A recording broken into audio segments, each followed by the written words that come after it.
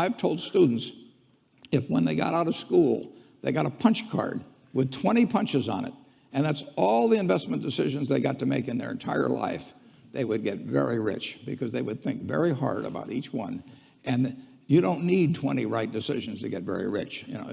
4 or 5 will probably do it over time. The most important thing is to be able to define which ones you can come to an intelligent decision on and which ones are beyond your capacity to evaluate. You don't have to be right about thousands and thousands and thousands of companies.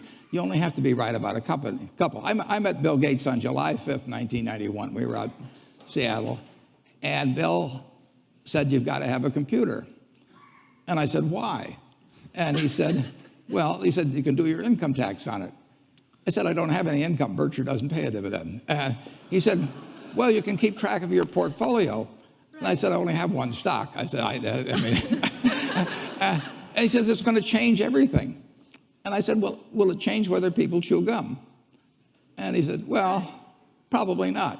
And I said, "Well, will it change what kind of gum they chew?" And not. And I said, "Well, then I'll stick to chewing gum and you stick to computers." I don't have to understand all kinds of business. There's all kinds of business I don't understand. But there's thousands of opportunities there. I did understand the Bank of America, and I'll be able. I'm able to do that. I'm able to understand some given percentage. But Ted Williams wrote a book called The Science of Hitting, and in The Science of Hitting, he's got a diagram, shows him at the plate, and he's got the strike zone divided into 77 squares, each the size of a baseball. And he says, if I only swing at pitches in my sweet zone, which he shows there, and he has what his batting average would be, which is 400. If he had to swing at low outside pitches, but still in the strike zone, his average would be 230. He said the most important thing in hitting is waiting for the right pitch. Now, he was at a disadvantage because if the count was 0-2 or 1-2 or so on, even if that ball was down where he was only going to bat 230, he had to swing at it. In investing, there's no called strikes. People can throw Microsoft at me and you name it, any stock, General Motors, and I don't have to swing. And nobody's going to call me out on called strikes. I only get a strike called if I swing at a pitch and miss. So I can wait there and look at thousands of companies day after day, and only when I see something I understand and when I like the price at which it's selling, then if I swing, if I hit it, fine. If I miss it, it's a strike. But it's an enormously advantageous game, and it's a terrible mistake to think you have to have an opinion on everything. You only have to have an opinion on a few things. In fact, I've told students, if when they got out of school, they got a punch card with 20 punches on it, and that's all the investment decisions they got to make in their entire life, they would get very rich because they would think very hard about each one. And you don't need 20 right decisions to get very rich.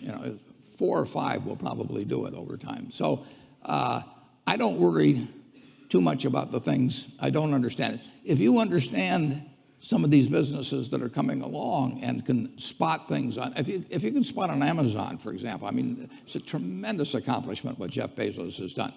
And I tip my hat to him. He's a wonderful businessman. He's a good guy too. But could I have anticipated that he would be the success and 10 others wouldn't be? I'm not good enough to do that. But fortunately, I don't have to. I don't have to form an opinion on Amazon. And I did form an opinion on the Bank of America, and I formed an opinion on Coca-Cola.